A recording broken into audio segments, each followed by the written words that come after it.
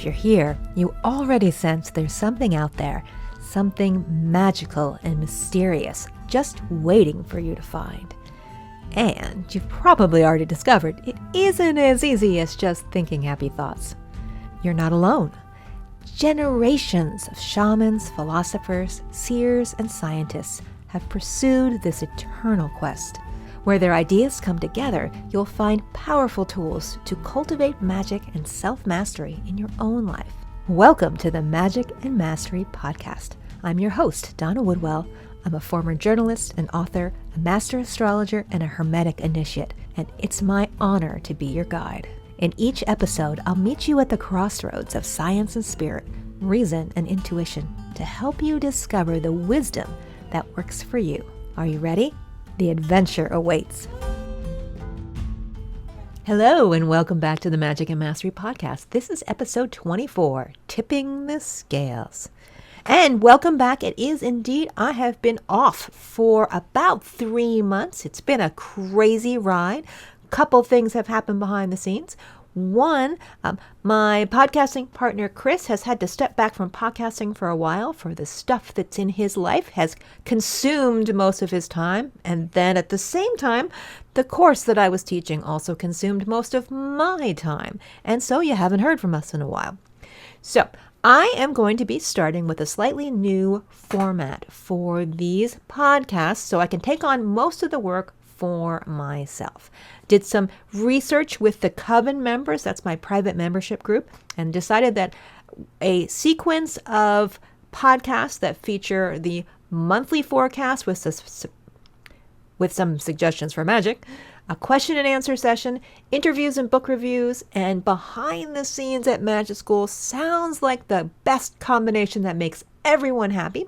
So we're going to dive into that sequence of events starting today. Because it is the equinox, of course, we are going to start with the forecast for the next month. What else would we do at one of these pivotal seasonal turning points? But before I dive in, don't forget that I've added headings and timestamps to the show notes, as well as links to any books referenced during this episode. And you can find these show notes at www.magicandmastery.com/podcast.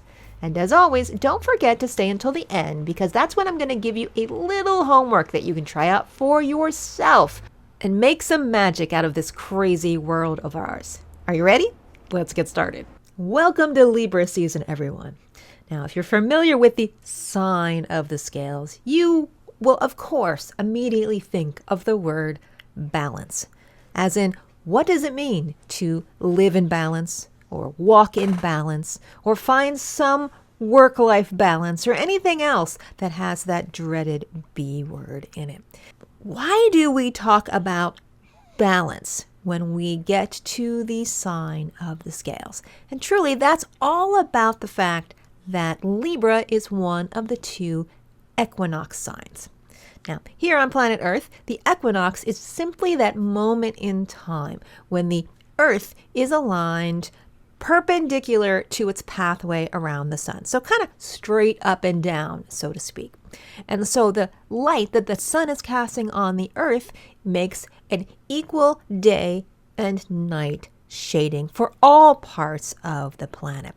And that means that the daylight hours are approximately even with the nighttime hours. Now, what that means for the folks in the Northern Hemisphere is that the nighttime hours are growing. But if you happen to be one of our listeners for the Southern Hemisphere, you are doing the opposite. This means that your winter is now over and the hours of daylight are going to be increasing and overtaking the hours of night. Now, you may have heard about the whole equal day and night thing while you were in grade school science class, but that equinox phenomenon has a few other consequences you may be less familiar with. And one of them is that the speed of change of the relative day and night times is actually changing fastest around the times of the equinoxes.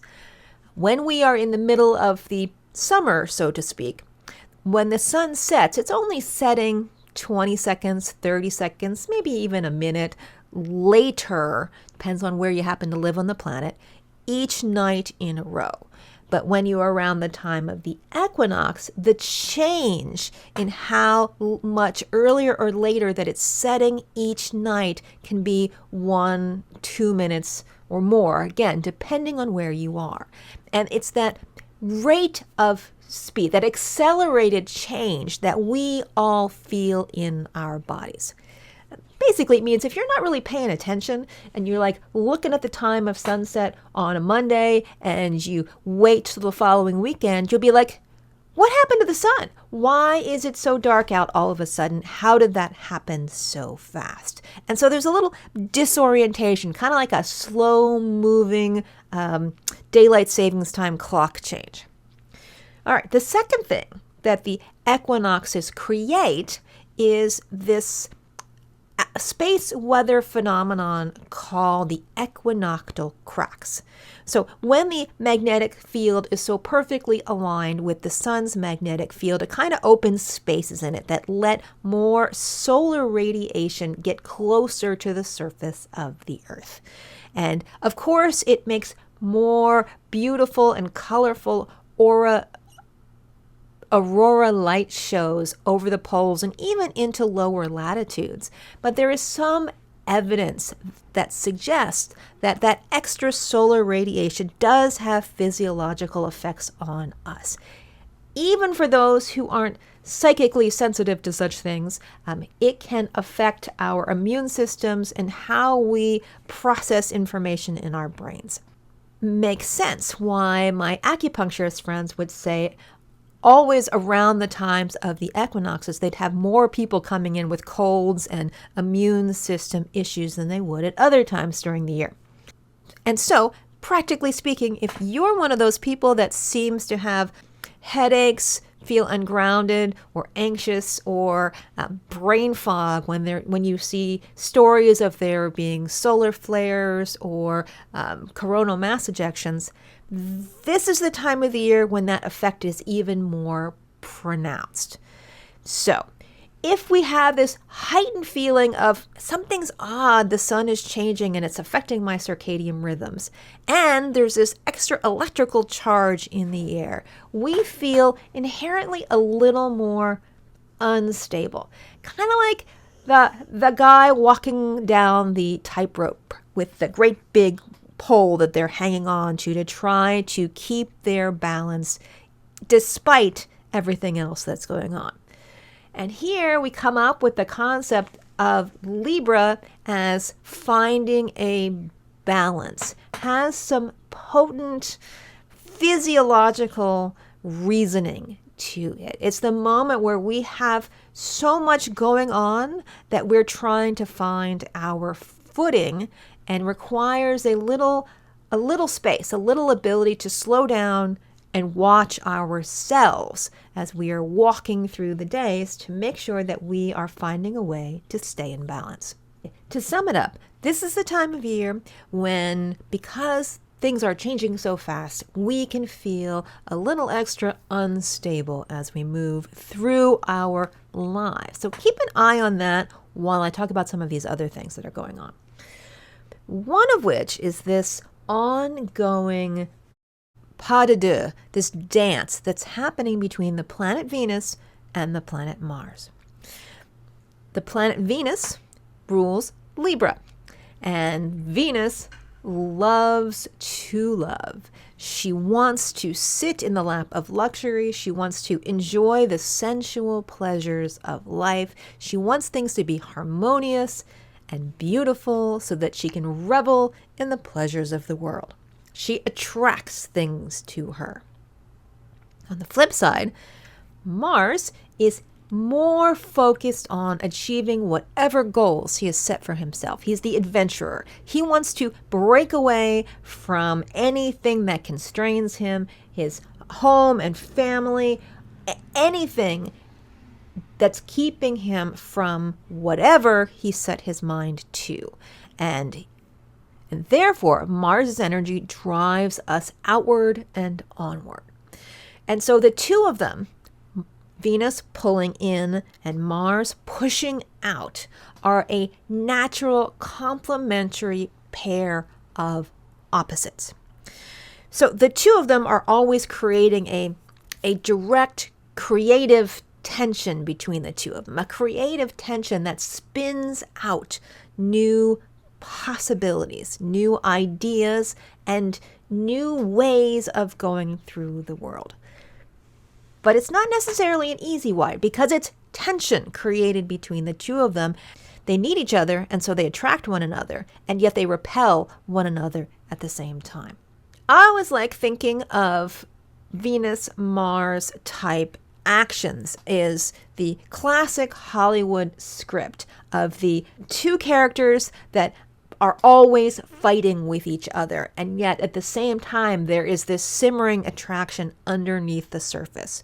Or the same kind of characters who've come together in a really tense world situation, some kind of crisis that brings them together, creates a lot of heat and friction, which brightens up the camera.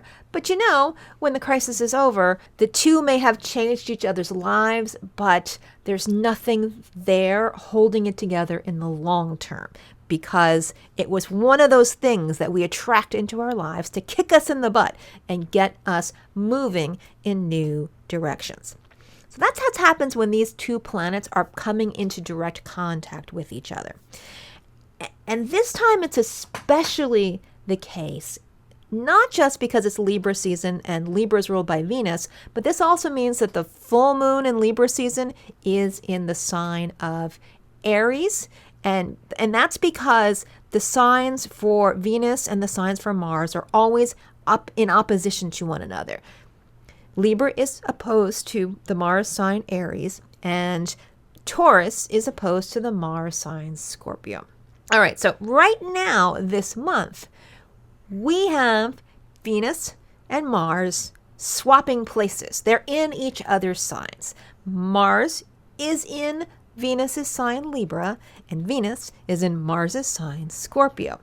And neither of them is comfortable where the other is, but they absolutely need the guidance of the other of our dynamic duo to help them figure out how to navigate the place that they're in. So for Venus, because she is in Scorpio, she is not terribly comfortable in Scorpio. All things being equal, Venus would rather be at the day spa. It's much more fun there, and Scorpio, on the other hand, brings her down into the most intense expression of emotional energy. And sure, that's steamy and erotic, but Venus doesn't want to stay there. It's hard work. It makes her dig really deep into the root causes and motivations of her desires. That doesn't mean it's bad for Venus. We all need moments that challenge us outside of our comfort zone, or we can never grow and evolve. So it's a heightened growth period for Venus, perhaps, but that doesn't mean that she wouldn't prefer to be at the day spa. So it's kind of exhausting for Venus as well to be traveling through Scorpio until the middle of October. On the flip side, Mars is hanging out in Libra. And as I mentioned about Mars before, Mars would much prefer to leave the pack behind him, go on the adventure, and really not worry one bit about what other people thought of him or really what other people were doing at all, because he wants to do his own thing. That is the nature of Mars. But in Libra, it's asking him to be considerate of the people around him, of preserving the peace, of not creating conflict. And, well, Mars is all about learning through competition. And yet, that's not what Libra wants him to do. Libra wants him to understand that everyone has their own needs and desires in the world, and you have to take them into consideration before you make your own plans.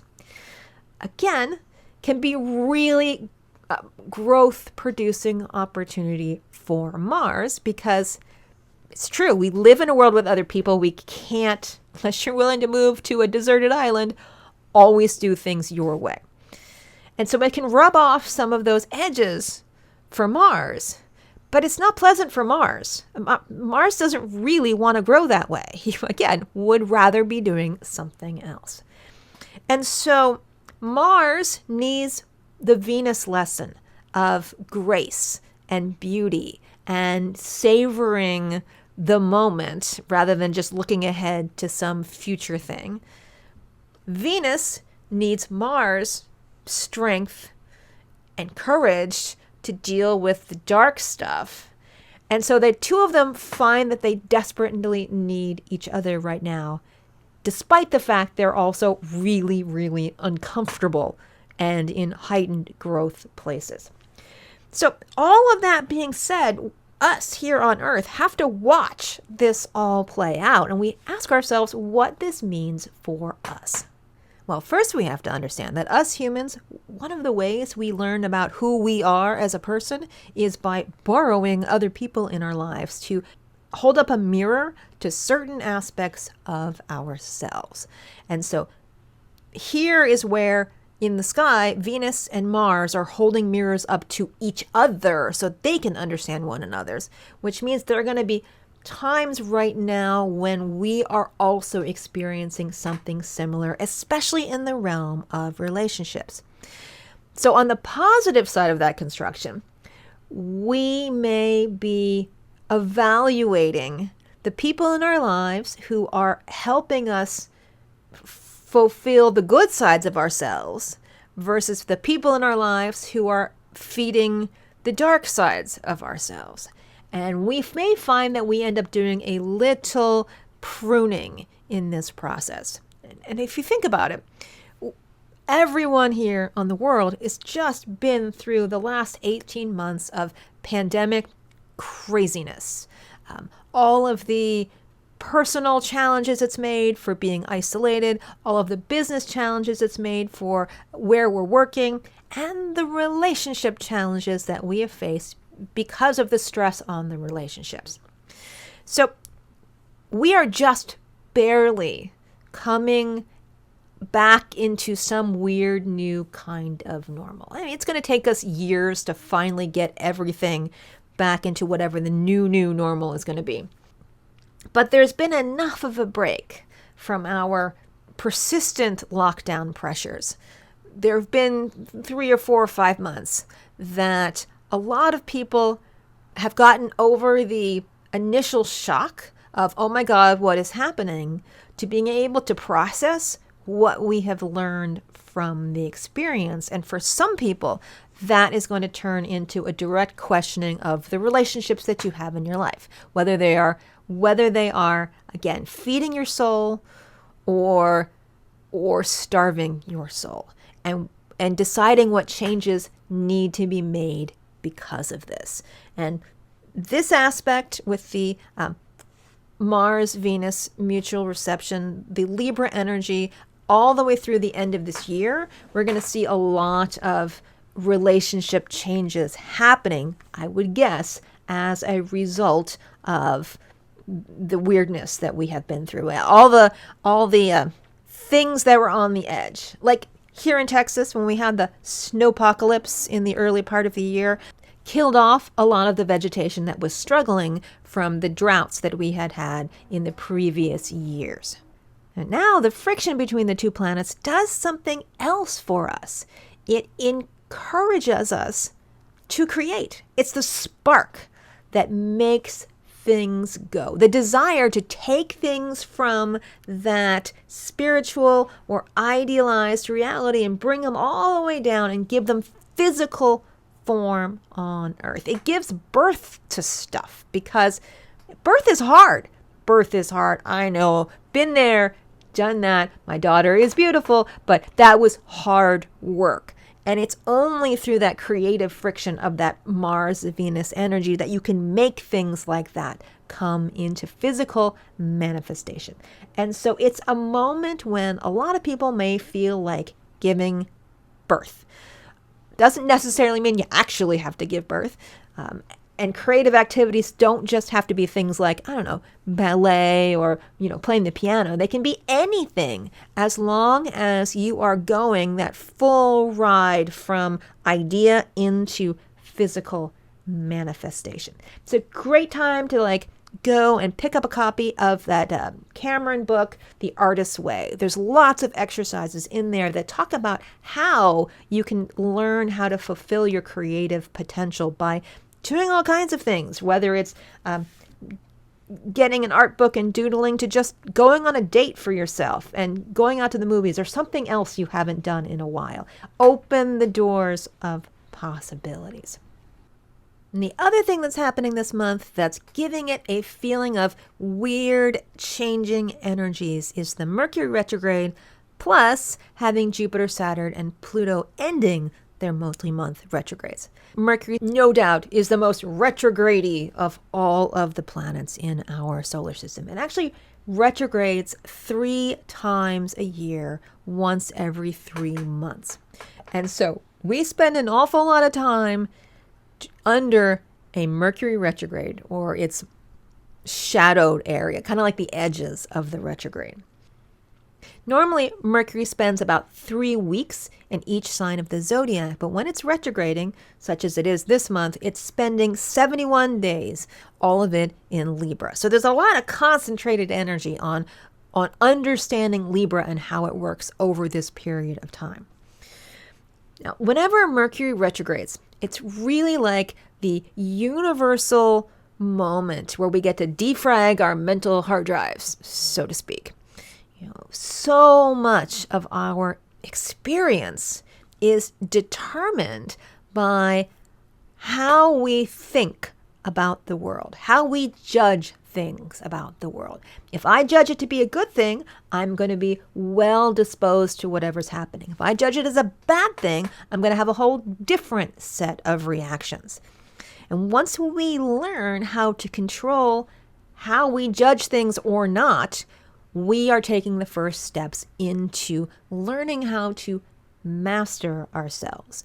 And so we have these moments in the year that always give us opportunities to evaluate how our beliefs and our thought process and our judgments are either contributing to what we want to achieve in the world or detracting for what we want to achieve in the world. So if you're using the Mercury retrograde energies well, one, you have a clear idea of what you actually want, which unfortunately, a lot of people in the world, they have no idea what they want. They're kind of bumping through life. And not that that's wrong in and of itself, but it's awfully hard to manifest what you want if you don't know what you want. So Mercury retrogrades are the time of the year when we certainly have a chance to evaluate, again, what we do want and give it words, give it form. But more than that, it gives us a chance to recognize, okay, I say I want this. I say I want to be happy. I say I want to lose weight. I say I want to learn a new language. I say I want to, it doesn't matter what it is. And then I go off and do something else. I say I want to lose weight, but every day I have ice cream for dinner. You can't have both. You can't say you want to fill in the blank, lose weight, and then act in ways contrary to that, or you will never manifest your desire. You'll just go around in circles feeling a sense of frustration, or worse, feeling like you are a failure or something else. And it brings up all those ideas about self-sabotage and your sense of self-worth, and on we go. So these Mercury retrograde moments are a chance to look at what we're doing in the world and start to investigate what's at the root of the dissonance between what we say we want to do and what we're actually doing. And if we use them to clean up our inner world that way, every 3 months, we can keep ourselves much closer to the track that we say, much closer to the track we say we want to be riding along. And I think that's one of the reasons why Mercury retrogrades so often is because we have to do this on a regular basis. Our slippery little brains are constantly coming up with reasons why we should be doing something else. Or getting distracted by oh, there's a bird, and not doing what we originally set out to do. And learning how to control that part of our minds that follows through on our intentions is actually a skill that we all have to develop. It's not something that we inherently have. As really anyone who's paying any kind of attention to living life has probably discovered by now, choosing what you want to do and then actually doing it is a difficult process, even for the small things.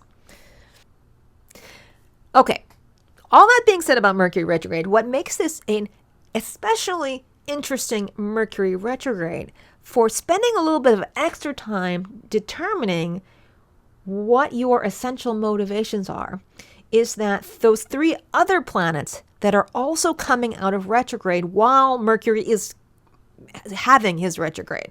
And that is first Pluto, then Saturn, and then finally Jupiter actually ending his retrograde on the same day as Mercury is ending his retrograde, both on October 18th. And so the difference between a Mercury retrograde and some of these slower moving planets is that Mercury retrogrades seem to have to do with the conscious thought processes that we have going on all the time, that noise, that monkey mind that's always chattering in our heads, and the beliefs and the judgments that it's constantly making and reacting about our world.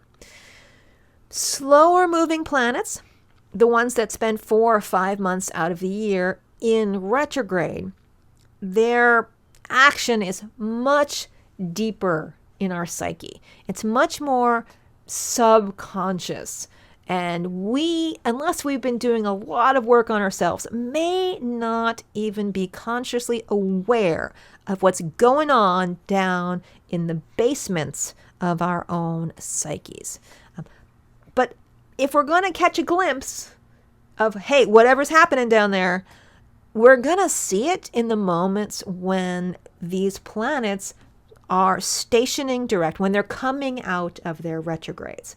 And so it's like this moment in time brings special opportunities for the seeds that have been percolating in the dark to finally emerge for us to take a look at.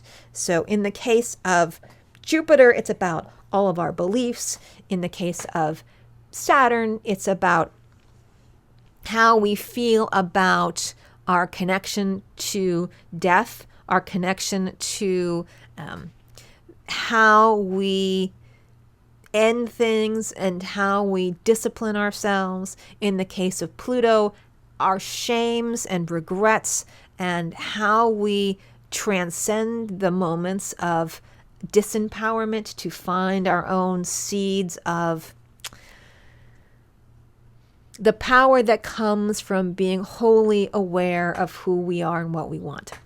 All of these things are like coming up and bubbling up to the surface right now, which is an even more fertile ground for our talky monkey minds to scoop up the wisdom that comes and integrate it to a new plan for ourselves. So all in all, it's definitely a potent month for doing a little bit of self-work. Now, obviously, every month has potential for doing self-work. I'm a big fan of you spending some time dealing with your shadowed stuff every day. That's why I create things like the Book of Shadows journal so that you can all have an opportunity to learn how to put these things into practice for yourself. But it's also true that while some months bring more external chaos, others provide more of an opportunity for us to be able to clean up the stuff within ourselves that is, well, creating the chaos that we see in the external world. And this is definitely one of those kinds of months.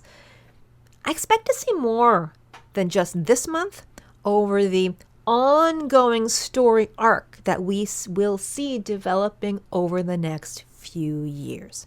So just to put all of this into context, if I have no idea if other astrologers are talking about it yet, but they should be, the next big milestones on our cosmic journey, so to speak, is going to be the movement of Pluto, that slow moving of the outer planets, inching his way into Aquarius. And the first time he sets foot in Aquarian soil is in 2023. So that's only a few years away now. So right now we're finishing up the Pluto return for the United States, and it's bringing up all of our shadow stuff. But once Pluto gets into Aquarius, we are starting a new cycle.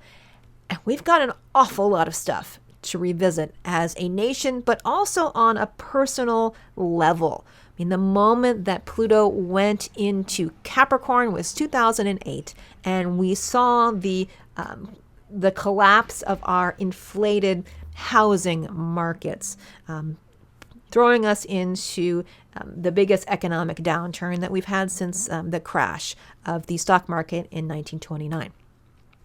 So Pluto's changing signs again.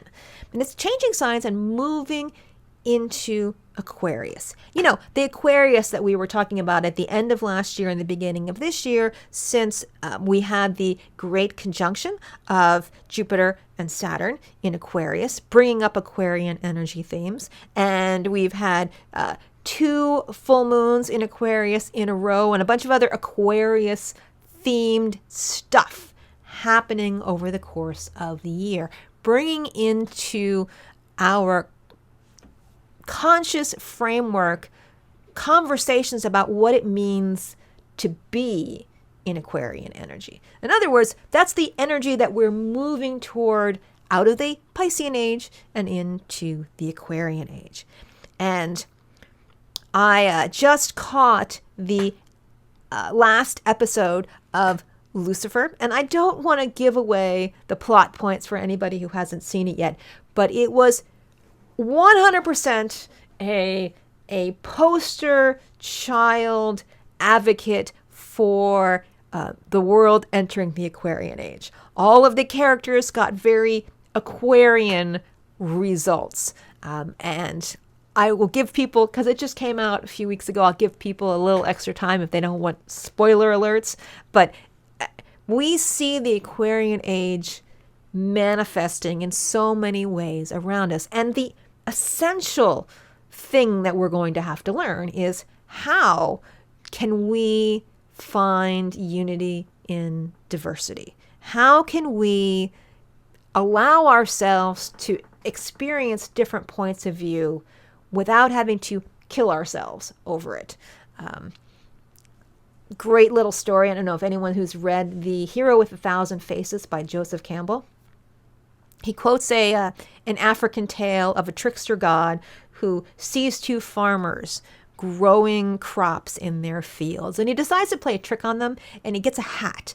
And one side of the hat is white, and the other side of the hat is red, and he walks between the 2 fields. And the 2 farmers end up talking to each other. Hey, did you see that guy wearing the white hat? Yeah, I did, but his hat wasn't white, it was red. Oh no, it was white. I saw it. Well, you must be absolutely crazy or drunk. It was definitely red. And so the conversation went until they ended up in a knife fight over the conversation.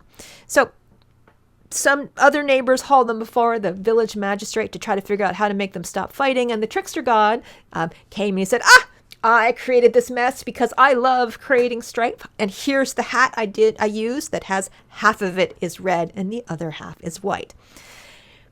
That's the essence of the lessons that we need to learn how to work with as we move into the Aquarian age. Understanding that different people have different pieces of the puzzle, and none of us sees everything. And we need each other to come up with the best, fullest understandings of our reality. Everyone has to contribute their own piece of the puzzle, no matter who that is. in a way that honors and respects everyone. Figuring that out is the work of the Aquarian age, which, lucky us, we have about 2,000 years or so to really dive into, because astrological ages last about 2,500 years. So we got plenty of time. And so in some ways, Pluto moving into Aquarius in the latter part of 2023 is the beginning of a new cycle. And it's punctuated by 2 solar eclipses also visible over the United States, just like the Great American Eclipse that we have in 2017. One of them is in October. It happens to be in Libra, and the other one is in April, and it happens to be in Aries. So we are right back to where we were talking about the opposition between Venus, Libra, and Mars, Aries. So we have on the horizon this hardcore Aquarian energy. For the remainder of this year, we have some cleanup and getting things out of our lives that no longer make sense for who we are or who we want to be. At the end of 2021, we have the last hurrah of the square between Saturn and Uranus. That's going to break any lingering residual structures that we weren't willing to let go of. And in between, we have this strange nebulous place where Jupiter is in Pisces, and it brings up all things water, but it also harkens back to the energies that we have been dealing with for 2,000 years in the Piscean age.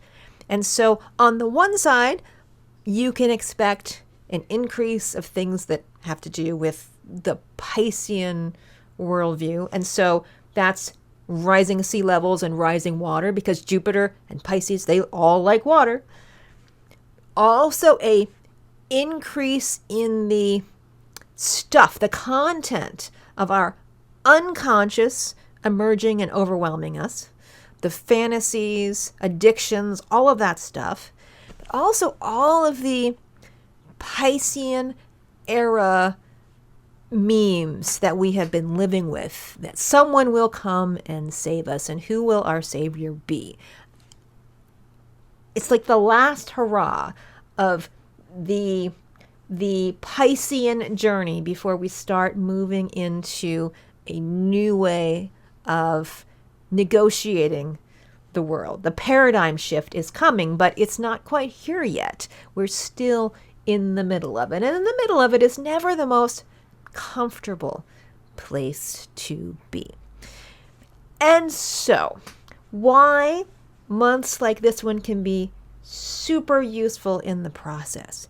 Because as a society, we don't get to move forward until a critical mass of people has done their own work. Despite what you see on the news or anywhere else, despite what people in your family might say, we all have to take care of our own gardens. And I have faith that a lot of people are doing exactly that. And so in that context, this month becomes a wonderful opportunity to be able to step back and take a look at ourselves and maybe create something new and fun out of the energies that we find locked within. And with that, looks like a good time to start talking about our experiment for this episode. There's always magic all around us, and there's always fascinating ways that we can apply it. But I'm such a believer in using Mercury retrograde energies for self-evaluation. I hate to see people miss that opportunity. And so if you haven't done a self-inventory in a while, where you sit down and write a list of what you would like to create in your world, from the big things to the small things, maybe even put them in order of the most important to the lesser important. And then make a complementary list of what actions you are doing in your life. Maybe from what you spend the most time doing to what you spend the least time doing.